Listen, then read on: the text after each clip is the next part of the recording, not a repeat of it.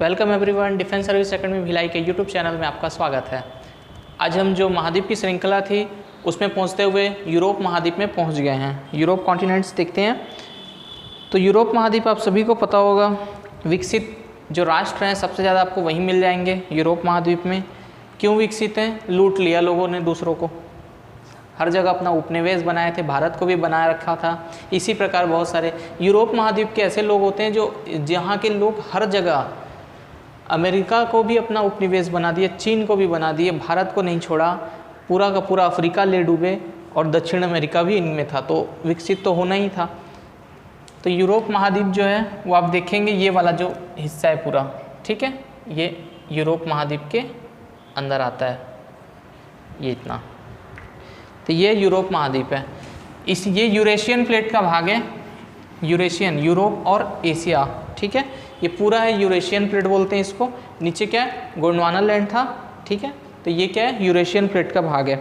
चलिए इसमें जो इंपॉर्टेंट बातें वो करते हैं हम, कि यूरोप महाद्वीप को प्रायद्वीपीय महाद्वीप भी कहा जाता है, ठीक है। प्रायद्वीपीय, पेनिनसुलर जो होता है उसकी बात में क्यों कहते हैं मैं अभी आपको दिखाऊंगा मैप में। यूरोप विश्व का तीसरा सबसे बड़ी जनसंख्या का महाद्वीप है, ठीक है। विश्व में तीसरा सबसे बड़ी जनसंख्या में तीसरा, पहले नंबर पे कौन था? एशिया था, दूसरे नंबर पे अफ्रीका और तीसरे नंबर पे हम यहाँ पहुँच गए यूरोप में। ऑस्ट्रेलिया के पश्चात यूरोप सबसे छोटा महाद्वीप है, ठीक है। मतलब ऑस्ट्रेलिया से पहले सबसे छोटा महाद्वीप ऑस्ट्रेलिया है, उससे एक पहले ये आता है, मतलब दूसरा सबसे छोटा कह सकते हैं इसको।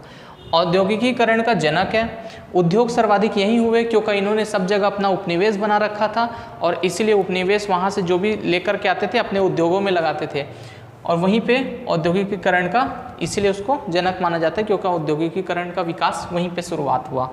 यूरोप महाद्वीप की अधिकतर जो जनसंख्या है वो उद्योगों में ही लगी हुई है। जितनी बड़ी बड़ी कंपनियाँ हैं आज भी आपको यूरोपियन मिलेगी। और या तो सेवा क्षेत्र जो नौकरी करते हैं उनको सेवा क्षेत्र कहते हैं, जो अपनी सेवाएं दे रहे हैं। आर्थिक दृष्टि से विकसित यूरोप महाद्वीप की दीर्घ आयु के व्यक्तियों की संख्या बढ़ती जा रही है, इसलिए यूरोप को वृद्ध नागरिकों का महाद्वीप कहा जाता है।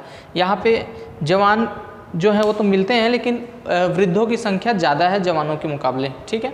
जैसे हमारा भारत, यहाँ पे जवानों की संख्या बहुत ज़्यादा है, तो हमको युवा देश कहा जाता है, भारत को युवा देश कहा जाता है। लेकिन ये महाद्वीप कंप्लीटली, पूरे महाद्वीप में जो एजेड लोग हैं, सीनियर सिटीजन हैं, उनकी संख्या थोड़ी ज़्यादा है, इसलिए इसको वृद्ध महाद्वीप भी कहा जाता है, ठीक है।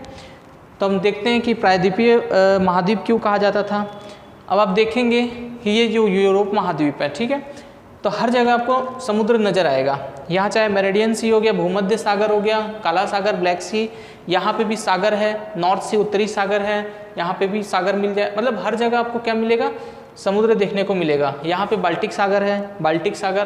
तो इस प्रकार से देखेंगे तो हर एक लगभग देश जो बीच के हैं, स्थलबद्ध उसको छोड़ दें तो लगभग बाहर के जितने भी देश आ जाते हैं सब प्रायद्वीपीय। एक तो पूरा का पूरा महाद्वीप भी प्रायद्वीपीय है, दूसरी बात यहाँ के अधिकतर जो देश हैं वो भी प्रायद्वीपीय टाइप के हैं। प्रायद्वीप मतलब क्या होता है? जो तीन ओर से समुद्र से घिरा हो, जल से घिरा हो। तो ये देखेंगे स्पेन वाला हो गया और पुर्तगाल, इसे भी देखेंगे तो ये भी क्या है? इधर पूरा समुद्र से घिरा हुआ है और एक ही जगह थल से है। यहाँ भी है, ये फ्रांस को देखेंगे, ये भी पूरा पानी से घिरा हुआ। तो यहाँ पे ज़्यादातर देश हैं, सबके सब पानी से घिरे हुए हैं, इसीलिए इसको क्या कहते हैं? प्रायद्वीपीय महाद्वीप भी कहते हैं और प्रायद्वीपीय देशों का महाद्वीप भी कहा जाता है, ठीक है। ये उसका फिजिकल मैप हो गया, वो राजनैतिक था, पॉलिटिकल, फिजिकल। अब देखेंगे हर जगह पूरा समुद्र ही नज़र आएगा, नीचे भी समुद्र, इधर भी, हर जगह, इसलिए इसको कहा जाता है। इसमें चलिए भू आकृति कुछ खास उच्चावच देखते हैं। सबसे ऊंचा जो शिखर है एल्ब्रूस शिखर है, रूस तथा जॉर्जिया की सीमा पर स्थित है। एल्ब्रूस शिखर रूस तथा जॉर्जिया की सीमा पर, वैसे तो सबसे ऊंचा शिखर है, लेकिन इसमें मतभेद होता है। क्यों? क्योंकि एल्ब्रूस शिखर जो है वो है कहाँ कहते हैं, ठीक है, वो एशिया में पड़ेगा या यूरोप महाद्वीप में? क्योंकि यूरोप महाद्वीप को जो अलग करता है, मैंने काकेशस पर्वत बताया था, काकेशस पर्वत एशिया, ये मैंने बताया था ना, एशिया जो है, एशिया और यूरोप को अलग करता है, पिछले एशिया वाले में बताया था। तो वैसे ही वो जो एल्ब्रूस शिखर है वो उसी जगह पे काकेशस पर्वत में पड़ जाता है। तो इस वजह से इसको कहा जाता है। मैं आपको इसको दिखा देना चाहूँगा, अभी दिखाता हूँ उसको। मैप में देखेंगे तो याद हो जाएगा। आल्प्स पर्वत का सबसे ऊंचा शिखर माउंट ब्लंक, आल्प्स पर्वत का सबसे ऊंचा शिखर। तो यूरोप में कंप्लीटली जो सबसे ऊंचा होगा वो माउंट ब्लंक होगा, लेकिन सबसे ऊंचा बोल देते हैं तो एल्ब्रूस। लेकिन ये यूरोप में थोड़ा सा मानते हैं यूरोप में, लेकिन ये मतभेद है, ठीक है। इसीलिए यूरोप में स्थित सबसे ऊंचा माउंट ब्लंक। सबसे लंबी पर्वतमाला जो है यूराल पर्वतमाला। यूराल पर्वतमाला एशिया और यूरोप को अलग करती है। तो एक हिस्सा उसका एशिया महाद्वीप में और इसका दूसरा हिस्सा यूरोप महाद्वीप में आता है। तो जो भी हिस्सा आएगा उसको तो बोलेंगे ही। सबसे जो लंबी पर्वतमाला है यूराल पर्वतमाला है। यहीं यूराल पर्वत के नीचे यूराल नदी भी शुरू हो जाती है, जो बॉर्डर डिसाइड करती है एशिया और यूरोप महाद्वीप का। उत्तरी यूरोप का मैदान, इसमें और अन्य उच्चावच जो और अन्य जो चीज़ें हैं वो क्या क्या, उत्तरी मैदान है, मध्य रूस की उच्च भूमि है। स्कैंडिनेविया प्रायद्वीप है। स्कैंडिनेविया प्रायद्वीप जो नॉर्वे वाला प्रायद्वीप है उसको स्कैंडिनेविया प्रायद्वीप कहते हैं। मैं भी दिखाता हूँ। अरब प्रायद्वीप में पुर्तगाल एवं स्पेन आ जाएंगे। पुर्तगाल एवं स्पेन जो सबसे नीचे है। अधिकतम तापमान है 50 अंश सेंटीग्रेड और न्यूनतम तापमान -55। ये है सेविल्ले स्पेन का और यह है सौगर रूस का, ठीक है। निचले जो देश हैं कुछ है बेल्जियम, नीदरलैंड तथा लग्जमबर्ग है। सागर से प्राप्त की गई भूमि है पोल्डर नीदरलैंड की। नीदरलैंड की मैं आपको बात बता दूं, विश्व में सर्वाधिक जो ऊंचे लोग हैं, लंबे हाइट में लंबे, वो आपको नीदरलैंड में ही मिलेंगे, ठीक है।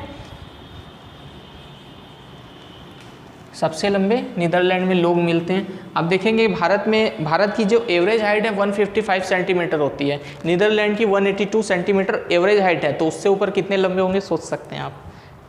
चलिए हम देखते हैं इसकी माउंट की बात करते हैं। तो यहाँ पे देखेंगे एल्ब्रूस शिखर, मैंने अभी जो बताया एल्ब्रूस शिखर विवाद का कारण, ये देखेंगे कि ये बॉर्डर है, ठीक है। ये पूरा बॉर्डर है, नीचे एशिया है, ऊपर यूरोप है। तो यहाँ पे एल्ब्रूस शिखर इस वजह से वो होता है विवाद में कि वो कहाँ का है, लेकिन उसको यूरोपियन अपना मानते हैं तो उन्होंने लिखा है। वैसे ही माउंट ब्लंक जो बताया था कि सबसे जो ऊंचा शिखर यूरोप में ही स्थित है वो ये, आपको ये दो ही पर्वत मिलेगा यहाँ पे बड़ा, अन्य महाद्वीपों जैसे बहुत सारे नहीं है। एक तो क्या एल्ब्रूस शिखर और माउंट ब्लंक, ठीक है। माउंट ब्लंक फ्रांस में है। आल्प्स पर्वत श्रेणी, ये पूरी पर्वत श्रेणी जो आल्प्स का ही हिस्सा है, ठीक है। तो ये आल्प्स पर्वत श्रेणी उसी में है माउंट ब्लंक, ठीक है। ये जितने भी हैं और मैं आपको दिखा देता हूँ। जो ये था यूराल पर्वत अभी मैं आपको दिखाता हूँ। आल्प्स पर्वत हो गया माउंट ब्लंक, और इसमें अरब प्रायद्वीप का जो हिस्सा बन जाता है पुर्तगाल और स्पेन, ये भी हम देख लेते हैं। अरब प्रायद्वीप का हिस्सा पुर्तगाल और स्पेन, ये वाला देखेंगे, ये पुर्तगाल है ये वाला, और ये स्पेन है। और नीचे पे क्या है हमारा जो महाद्वीप आ जाता अरब प्रायद्वीप कह देंगे, ठीक है। क्योंकि अरब एक्चुअल में उधर है, लेकिन उसको ये जो सी की वजह से इसको बोल देते हैं। नीचे पे क्या है, नीचे पे अफ्रीका है, ठीक है। अफ्रीका में उसको मैं मिलाना नहीं है। अब इसमें और चीज़ें देखते हैं। ये तो ये हो गया, और ये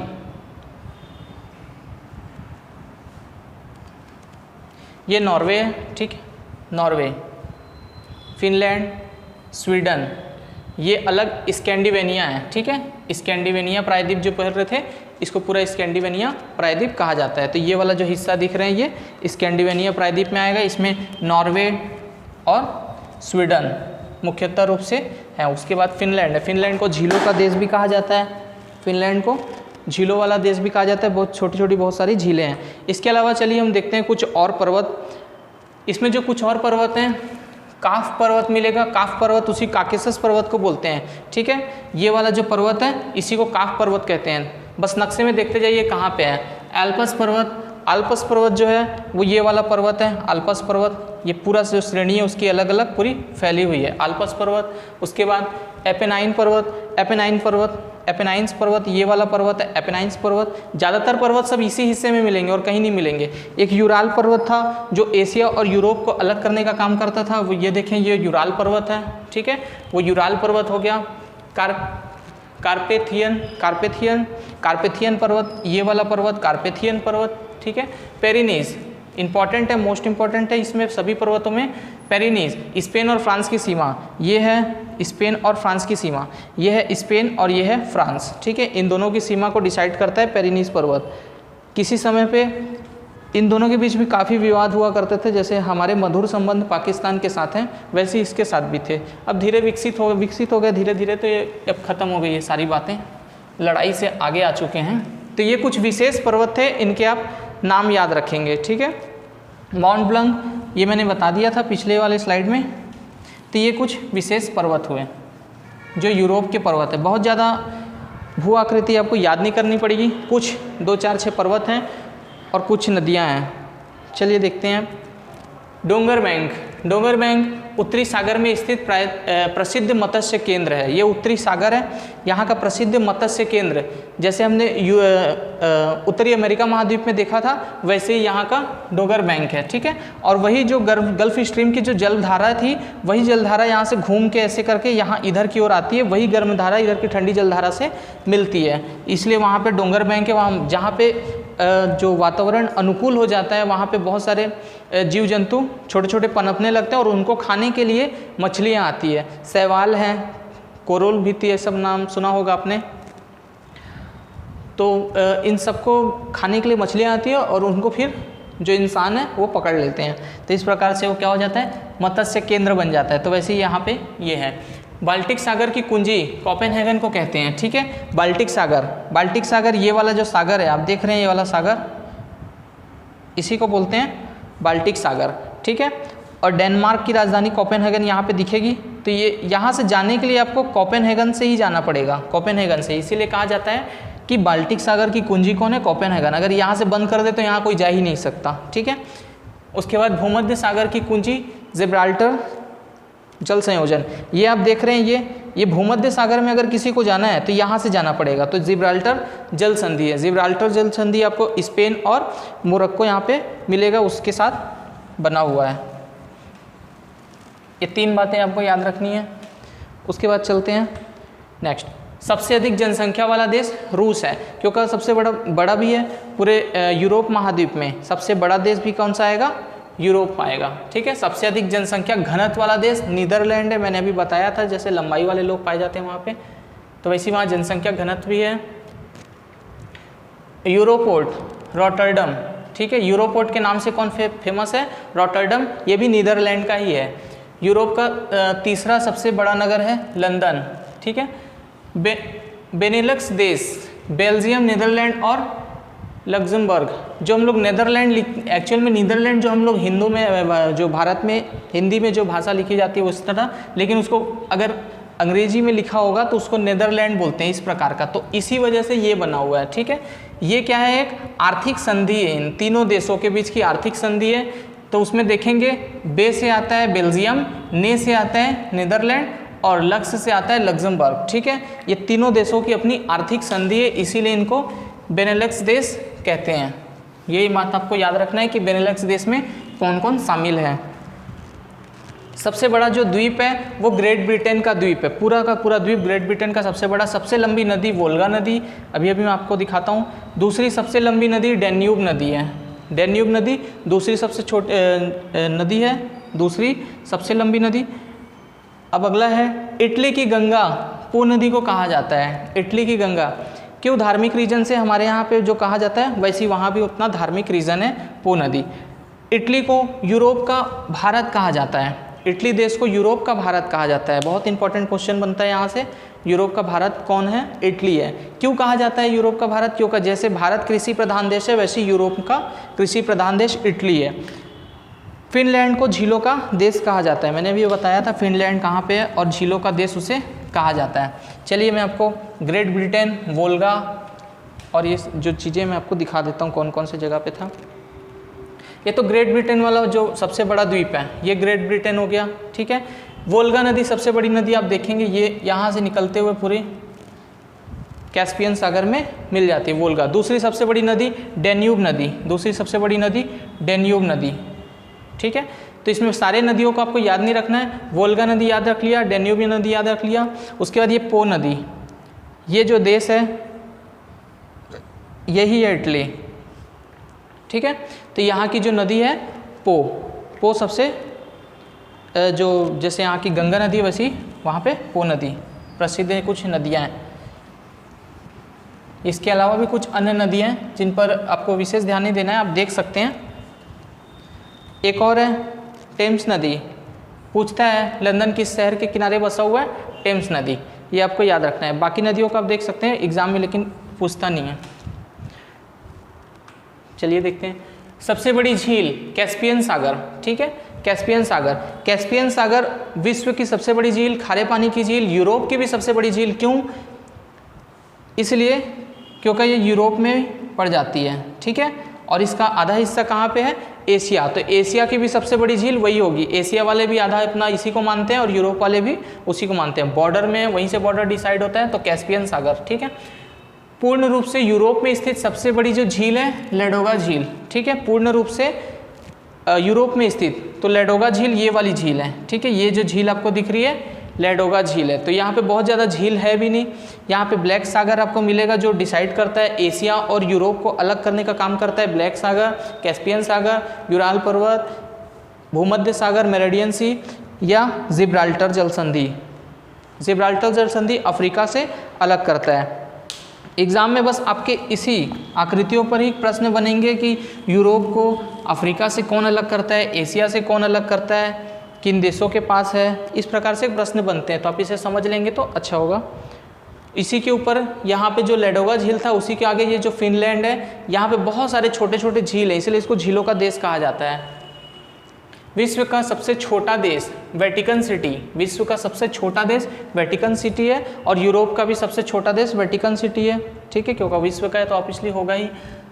यूरोप का सबसे बड़ा देश जो था रूस था, उसे याद रखें। सबसे अधिक प्रति व्यक्ति पनबिजली उत्पन्न करने वाला देश है नॉर्वे। हर व्यक्ति को कितनी जो एनर्जी है, ऊर्जा दे रहे हैं, उससे डिसाइड होता है। तो इसमें क्या होता है, प्रति व्यक्ति जो जितना भी उत्पादन होता है, जितने जो लोग होते हैं उसे डिवाइड करके निकाला जाता है। तो इसमें सबसे ज़्यादा नॉर्वे आगे है। सबसे अधिक जनसंख्या घनत्व वाले देशों में मोनाको है। प्रमुख नगर हैं 80 लाख से अधिक वाले में मॉस्को एवं पेरिस, ठीक है। मॉस्को रूस की राजधानी मॉस्को है, पेरिस फ्रांस की, ठीक है, पेरिस फ्रांस की राजधानी है, इसे याद रखना है। यूरोप का सबसे बड़ा नगर मॉस्को है, दूसरा सबसे बड़ा नगर पेरिस है। सबसे उत्तरी अक्षांश में स्थित राजधानी रिकाविक है, ठीक है, सबसे उत्तरी अक्षांश में रिकाविक है। आइसलैंड, आइसलैंड जब भी आता है दिमाग में तो बर्फ़ की परत याद आ जाती है सभी को, लेकिन ऐसा नहीं है, हर जगह उसमें बर्फ़ नहीं है, ठीक है, वो हरा भरा अच्छा सा जगह है। मैं आपको दिखा देता हूँ इनकी बातें। आप देखेंगे वेटिकन सिटी, ठीक है, ये वेटिकन सिटी आप देखेंगे कितना छोटा है। ये कहाँ पे है, ये जो दिख रहा है पॉइंट, ये वेटिकन सिटी है, ठीक है। ये इटली के संरक्षण में है, पूरी तरह से इसने इटली ने इसे संरक्षण दे रखा है, ठीक है। ये वाला जो हिस्सा है पूरा ये इटली का है, और यहाँ पे है वेटिकन सिटी, ठीक है। ये जो पॉइंट दिख रहा है वेटिकन सिटी, और ये है वो वेटिकन सिटी जो विश्व का सबसे छोटा देश है।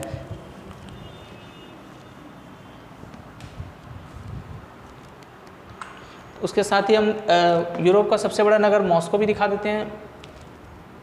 सबसे अधिक जनसंख्या घनत्व, अब ये जो मोनाको वाला जो देश था, मोनाको एक्चुअल में बहुत छोटा सा है, तो वो ये यहाँ पे मिलेगा।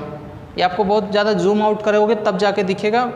ये भी बहुत बड़ा देश नहीं है, यहाँ पे बहुत छोटा सा है, जितना डॉट है उतने में आ जाएगा, मोनाको ख़त्म हो जाएगा वहीं पे, ठीक है। तो ये छोटा सा देश मोनाको हो गया। नॉर्वे, नॉर्वे में आपको दिखा भी दिया था, वेटिकन सिटी भी और मॉस्को, ठीक। ये जो है ये वाला हिस्सा ये पूरा नॉर्वे, आप देखेंगे पूरा टूटा टूटा दिख रहा है यहाँ से।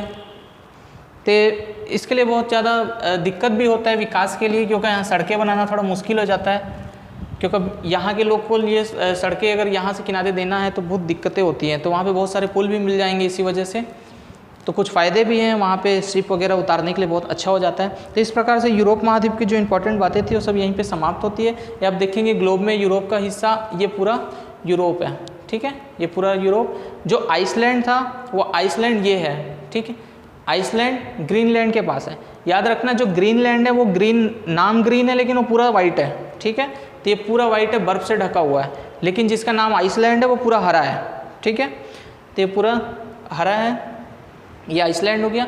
तो ये क्या होता है, इसी की जो राजधानी है वो सबसे उत्तरी अक्षांश में पूरे यूरोप में मिल जाएंगी, ठीक है। इस प्रकार से ये पूरा यूरोप समाप्त होता है। फिर आपको हम नए वीडियो में मिलेंगे, तब तक के लिए वीडियो को लाइक करें, शेयर करें।